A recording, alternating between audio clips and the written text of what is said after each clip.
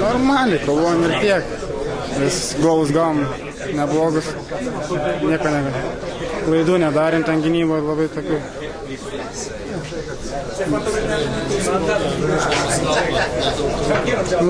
Nedaug, biškį reikėjo stipriau. Nors tokios varžybos nėra čia ką, kovom ir tiek. Italija yra Italija, čia pasaulio čempionai. Lietuva yra Lietuva, mes galėjom kovoti ir tiek.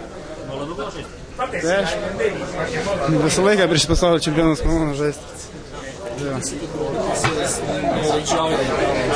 Aišku, visą laiką palaiko stipresnę komandą. Vis tiek Italija, Lietuva visą laiką. Stipresnis palaiko, biškai daugiau teisėjai. Aišku, ten galėjo daugiau būdyčių duoti prie Italijos vartų.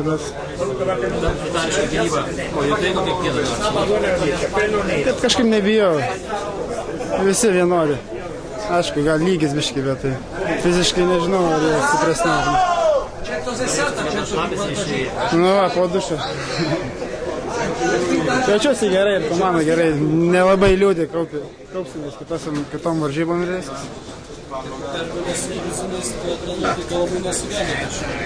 Bet nelabai sugebėjom.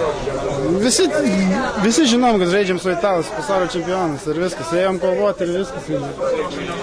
Ir garbingai sužaisti ir viskas. Daugiau ne.